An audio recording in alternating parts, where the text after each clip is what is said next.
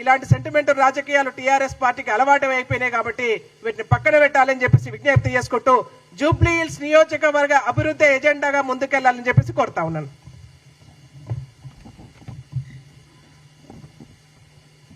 Media సోదరులకి అలాగే నా తోటి సోదరిమణి శోభారాణి గారికి నమస్కారాలు తెలియజేస్తూ, జూబ్లీ హిల్స్ బై ఎలక్షన్లు వచ్చినప్పటి నుంచి రాష్ట్రం మొత్తం జూబ్లీ హిల్స్ వైపు చూస్తోంది.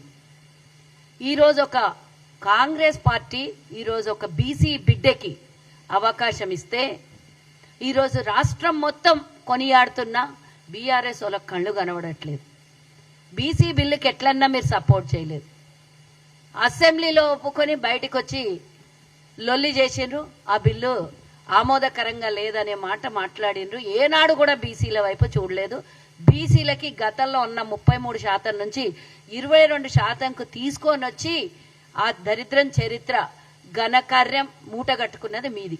ఈరోజు కాంగ్రెస్ పార్టీ ఒక యువ నాయకుడిని బీసీ బిడ్డకి, యాదవుల బిడ్డకి, అక్కడ లోకల్గా ఉన్నటువంటి పుట్టి పెరిగినటువంటి కుటుంబంలో ఒక 10 మందికి సహాయం చేసేటటువంటి కుటుంబంలో పుట్టినటువంటి నవీన్ యాదవ్ మీద ఇష్టం వచ్చినట్ల ఇటు పార్టీ మీద అటు నవీన్ యాదవ్ మీద ఎట్లా పడితే అట్లా మాట్లాడుతున్నారు. నిజంగానే నవీన్ యాదవ్ కుటుంబం మీద వాళ్ళు నిజంగానే రౌడీలో, నిజంగానే గుండాలో అయితే మనం సోషల్ మీడియాలో చూస్తున్నటువంటి వాస్తవాలు, వాళ్ళ కుటుంబ సభ్యులే కాదు బయట వాళ్ళ ఇంటర్వ్యూలు చూస్తుంటే చెప్పినటువంటి నిజాలు ఈరోజు కేసీఆర్ మర్చిపోయిండేమో కానీ జూబ్లీ హిల్స్ కాదు, తెలంగాణ ప్రజలు మర్చిపోలేదు. మొట్టమొదటిగా తెలంగాణ పార్టీ పెట్టిన తర్వాత కేసీఆర్ ప్రచార రథం కావాలని నవీన్ యాదవ్ తండ్రి అయిన శ్రీశైలం యాదవ్ దగ్గరికి వెళ్ళి తెచ్చుకున్నటువంటి వాస్తవం నిజమా అబద్ధమా? ఇప్పటికి కూడా ఆ ప్రచార రథం అన్ని జిల్లాల్లో తిరిగి తిరిగి తిరిగి 10 ఏళ్లు ప్రభుత్వంలో ఉండి ఆ ప్రచార రథం ఈరోజు టీఆర్ఎస్ భవన్లో ఉన్నది నిజమా కాదా? ఒకవేళ నిజంగానే వాళ్ళ కుటుంబం మంచిది కాకపోతే వాళ్ళ కాళ్ళ దగ్గర దండాలు పెట్టి నువ్వు ఆ రోజు 5 లక్షల రూపాయలు ప్రచార రథం తెచ్చుకున్నది నిజం కాదా అని అడుగుతున్నా. మంచోళ్ళు కాకపోతే వాళ్ళ కడప ఎందుకు దొక్కినావు? సరే వాళ్ళు మంచోళ్ళు కాదనుకుందాం. మొన్న వాళ్ళ పెద్ద శ్రీశైలం కొడుకుని మీ పార్టీలో ఎట్లా జాయిన్ చేసుకున్నారు? ఇంకా ముందుకు పోయి కత్తులు కటార్లు తీసుకొని వచ్చిండ్రు నామినేషన్ పోయినప్పుడు అన్నారు. ఎవరిని అవమానిస్తున్నారు అని అడుగుతున్నా నేను.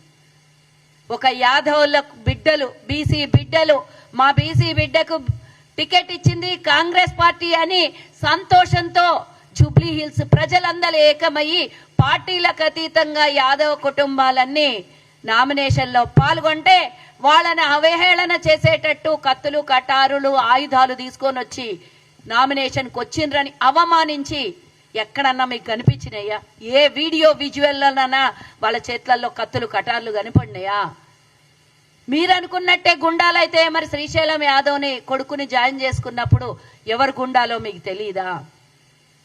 నిన్న ఆయన ఎవరు అంజద్ ఖానా ఎవరినో జాయిన్ చేసుకున్నాడు. ఆయన మీద 22, 23 కేసులు ఉన్నాయి. పీడీ యాక్ట్ ఉన్నది. సల్మాన్ ఖాన్ని జాయిన్ చేసుకున్నాడు. పీడీ యాక్ట్ ఆడపిల్లల్ని వేధించి మానభంగం చేసినటువంటి కేసులున్నటువంటి ఫోక్సో కేసున్నటువంటి వ్యక్తిని తీసుకొని వచ్చి మరి ఆడపిల్లల జీవితాల్ని సర్వనాశనం చేసినటువంటి ఒక దుర్మార్గుణ్ణి మీ పార్టీలో జాయిన్ చేసుకొని ఈరోజు ఒక మహిళను నిలబెట్టి మహిళ సెంటిమెంట్ మీద ఆడుకుందామని చూస్తున్నారు కదా. మరి మీ పార్టీలో మీ పక్కన మీ బెడ్రూమ్లో తీసుకొని వచ్చినటువంటి కేటీఆర్ మరి ఒక ఆడపిల్ల జీవితాన్ని నాశనం చేసినటువంటి వ్యక్తిని పక్కన పెట్టుకొని ప్రచారం చేస్తుంటే ఆడపిల్లలకి మహిళలకి ఏం భరోసా ఇస్తున్నారని ఈ సందర్భంగా నేను అడుగుతున్నా. అంటే రేపు పొద్దున ఆ ఆడపిల్లలు రోడ్డు మీద జూబ్లీ హిల్స్ లో తిరగలేము మిమ్మల్ని గెలిపిస్తే అని మీరు ప్రచారం చేస్తున్నారా? లేకపోతే ఆడపిల్లలకు రక్షణ లేదని ప్రచారం చేస్తున్నారా? ఏ ముఖం పెట్టుకొని మీరు ఓటు అడుగుతారు? ఏ ముఖం పెట్టుకొని ప్రజల దగ్గర పోతారు అని అడుగుతున్నా. గురిగింజతనం నలిపారు కదని పక్కల అంత గుండాల్ని రౌడీల్ని పెట్టుకొని ప్రచారం చేస్తున్నా మీరు ఈరోజు ఇతరుల గురించి మాట్లాడితే తమ నలుపు తమకు తెలియదని జనాలు మీడియాలో మీరు నమ్ముకున్న సోషల్ మీడియాలనే 100 కోట్లు పెట్టి సోషల్ మీడియా నడుపుతున్న మీ సోషల్ మీడియాలనే చూడండి ప్రజలు ఏమంటుండ్రు, ప్రజలు ఏ విధంగా వ్యతిరేకిస్తుండ్రు. గతంలో 10 ఏళ్లు మీకు అవకాశం ఇస్తే జూబ్లీహిల్స్ లో రౌడీయిజం కొనసాగించి భూములు కబ్జా పెట్టి మహిళల్ని ఇబ్బంది పెట్టి లీడర్ల 3rd డిగ్రీలో ప్రయోగం చేసి ఇదే నవీన్ మీద 3rd డిగ్రీ ప్రయోగం చేసింది అబద్ధమా నిజమా? ఆయన మీద అనవసరమైనటువంటి కేసులు పెట్టి ఇబ్బంది పెట్టింది నిజమా అబద్ధమా? అప్పుడు ఎవరు రౌడీలు, మీరా?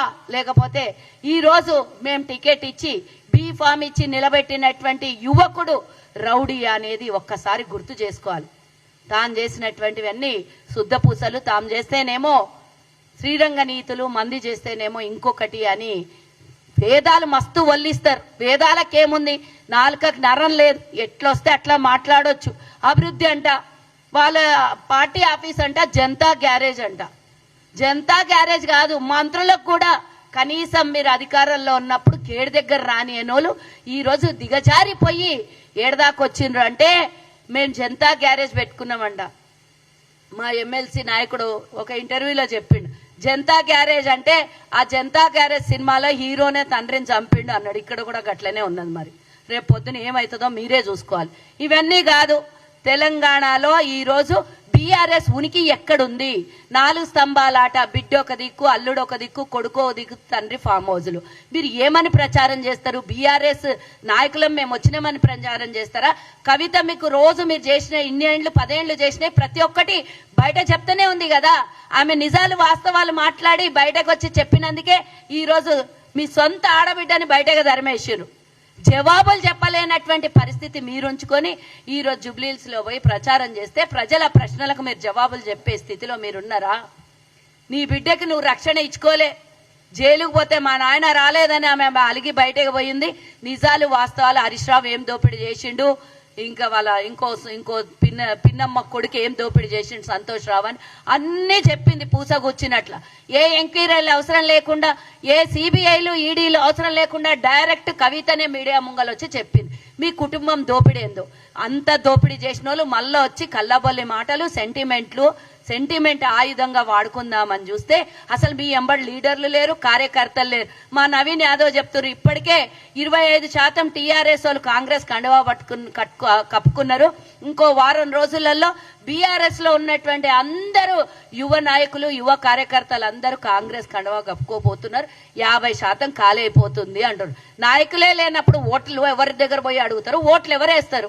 సరే, మీ నాయకురాలు సునీతకి B.Pharm ఇచ్చారు కదా, పాపం ఆమెను ఇబ్బంది పెట్టిన విషయం మీరు B.Pharm ఇవ్వడం వల్లనే అవతల మాకంటి గోపీనాథ్ మొదటి భార్య కొడుకొచ్చి ఈసీకి కంప్లైంట్ చేశారు. ఎవరికీ తెలియనటువంటి సమాచారం ఆయన వచ్చి ఈసీ ముంగల గోడు పెడితే రాష్ట్రం మొత్తం తెలిసింది. నేనే వారసుణ్ణి అని చెప్పి సునీత గారి గురించి తప్పుగా మాట్లాడారు. దానికి మీరు ఎవరన్నా సమాధానం చెప్పిండ్రా? ఈ విధంగా మాట్లాడొద్దు, భర్తను కోల్పోయినటువంటి మనిషి కన్నీటి సంద్రమై ఉన్నది, ఆమె గురించి ఈ విధంగా మాట్లాడితే పాపం తగులుతుంది అని ఆమె మొదటి భార్య కొడుకుని మీరు చెప్పిండ్రా? అక్కడ ఎందుకో మాట్లాడలేదు. ఎందుకు ఆమెని బహిరంగంగా మీ వల్ల అవమానింపబడింది? ఎందుకు అవసరమైతే ఎమ్మెల్సీగా ఒకటో రెండో ఏమన్నా అవకాశం వస్తే ఆమెకు నామినేట్ చేసి ఎమ్మెల్సీగా అవకాశం ఇస్తే తప్ప, ఎందుకంటే ఆమె ఓడిపోతుంది. ఇంకెవ్వరు అక్కడ సిద్ధంగా లేరు, అక్కడ పోటీ చేయడానికి నాయకులు లేరు. కాబట్టి ఆమెను బలవంతాన వాళ్ళ బంధువు ఒక ఆయన ఇంటర్వ్యూలో నేను చూసిన, మాకు అసలు మా సునీతమ్మకి రాజకీయం అలవాట్లేదు, ఆమెకు బయట ప్రపంచము ఈ రాజకీయాలతోని సంబంధం లేదు అంటే బలవంతాన ఆమెను తీసుకొని వచ్చి ఈరోజు పోటీ చేపిస్తున్నారని ఆయన గోడు వెళ్ళబుచ్చుకున్నాడు. అంటే మీ స్వార్థం కోసం ఒక మహిళను బలి ఇయ్యడానికి రెడీ అయ్యారు. మీ స్వార్థం కోసం ఒక మహిళని నడి రోడ్డు మీద అవమానించడానికి రెడీ అయ్యిండ్రు. ఆమె కన్నీరు పెట్టుకోవడానికి అసలైనటువంటి వాస్తవం నన్ను తీసుకొని వచ్చి ఈ రోజు బలవంతాన టికెట్ ఇచ్చి నేను ఓడిపోతే వీరు సంతోషపడుతున్నారని ఆమె కన్నీటి పర్వంతం అవుతుంటే ఈ రోజు దాన్ని చూసి చలిమంటలు కాపుకుంటున్నటువంటి బీఆర్ఎస్ వాళ్ళు ఈరోజు కనీసం ప్రజల దగ్గర పోయి ఓటు అడిగే స్థితిలో లేరు. గల్లీలలో పోతే ఇప్పటికే మేము అధికారంలోకి వచ్చినాక అక్కడ అన్ని రోడ్లు వేయించినాం. మేము అయితే ఎన్నో సందులు గల్లీలు తిరుగుతా ఉంటే, మేడం ఇన్నేళ్ల నుంచి మేము 3-4 ఏళ్ల నుంచి ఇక్కడ మేము కంప్లైంట్ ఇస్తున్నాం. ఇక్కడ బీఆర్ఎస్ కార్పొరేటరే ఉన్నది, ఆమెకు ఎన్నిసార్లు కంప్లైంట్ చేసినా కూడా కనీసం ఇక్కడ ఈ రోడ్లు బాగు చేయించట్లేదు, మోరీలు బాగు చేయించట్లేదు, డ్రైనేజ్ వ్యవస్థ మంచి చేయించట్లేదు, మా పిల్లలకు అన్ని అనారోగ్యం పాలవుతున్నారని ఎంతో మంది మేము ఇళ్ల దగ్గర పోయినప్పుడు చెప్పినటువంటి విషయం మేము గమనించినాం. మరి మీ కార్పొరేటరే ఉన్నప్పుడు ఒక్కొక్క వార్డులో చేయాల్సినటువంటి అభివృద్ధి ఎందుకు చేయలేదు గత 10 ఏళ్లుగా? అంత డ్రైనేజ్ వ్యవస్థ పోతే పాములు వస్తున్నాయని చెప్తున్నారు వాళ్ళు. అక్కడ పోతే ఏంది? ఎవరు 10 ఏళ్ల నుంచి ఎవరు అధికారంలో ఉండే? మరి ఎందుకు జూబ్లీ హిల్స్ ఎందుకు డెవలప్ కాలేదు? పేరుకు చెప్పుకోవడానికి జూబ్లీ హిల్స్ అంటే రాష్ట్రంలోనే ఒక డెవలప్డ్ నియోజకవర్గం లాగా కనబడుతుంది. కానీ ఏవైతే బస్తీలు ఉన్నాయో ఆ బస్తీలలో పోయి చూస్తే ఎంత బాధాకరంగా ఉంది. ఈ రోజు మా ప్రభుత్వం వచ్చిన తర్వాత 150 కోట్లతో అభివృద్ధి చేసినాం మేము అక్కడ. మరి మీ కళ్ళు కబోదులు ఎత్తుకపోయిండేనా? మీ కార్పొరేటర్లు ఏమయ్యిండ్రు? ఏ గల్లీలో ఏ వ్యవస్థ పాడైపోయిందో ఆ వ్యవస్థను రోడ్లు కానీ నీళ్లు కానీ ఎక్కడ కూడా సౌకర్యాలు అందియకుండా మళ్ళీ మాకు ఓటు కావాలని మీరు అడుగుతుంటే సిగ్గుపోతుంది. ప్రజలందరూ చెప్తున్నారు ఇక మా దగ్గర రావద్దు, మా ఇంటికి రావద్దు అని చెప్పడమే కాకుండా ఎవరింటికి పోతే వాళ్ళ ఇంటికి మా ఇంటి బిడ్డ, మా నవీన్, మా ఇంటి కొడుకు అని అందరు మంగళారతలు నీరాజనం పలుకుతుంటే మీరు తట్టుకోలేక కాంగ్రెస్ పార్టీ మీద, నాయకుల మీద, మా అభ్యర్థి మీద అవాక్కులు చెవాకులు మాట్లాడుతున్న ఖబర్దార్ బిడ్డ. నవీన్ అత్యధిక మెజార్టీతోని గెలుస్తున్నాడు. ఎప్పుడో గెలుపు ఖాయమైంది. కేవలం అత్యధిక మెజార్టీ కోసం కాంగ్రెస్ పార్టీ అలాగే మా నాయకులందరూ అక్కడ కష్టపడుతున్నారు తప్పించి అక్కడ ఓడిపోతామో లేకపోతే అక్కడ ఉనికి పోతుందో అనే భయంతో కాదు. బై ఎలక్షన్లలో కంటోన్మెంట్ లో శ్రీ గణేష్ ఏ విధంగా గెలిచిండో అంతకన్నా మెజార్టీతో ఈ రోజు మేము గెలుపొందబోతున్నాం. హైదరాబాద్ జిహెచ్ఎంసీలో కూడా పూర్తిగా కైవసం చేసుకునేది కాంగ్రెసే. ఇక కేల్ ఖతం అయిపోయింది. బీఆర్ఎస్ దుకాణం బంద్ అయిపోతుంది. ఇక మీకు పోయి ఫామ్ హౌస్ లో మీ నాయన ఒక ఫామ్ హౌస్ లో వండుకుంటూ కొడుకుకి ఇక కొన్ని రోజులు అయితే నిజంగానే కార్ గ్యారేజ్ కి పంపించేసి ఖతం అయిపోయే పరిస్థితి వచ్చింది. కాబట్టే ఏదో నోటికొచ్చిందల్లా మాట్లాడుతున్నారు. ఈ నోరు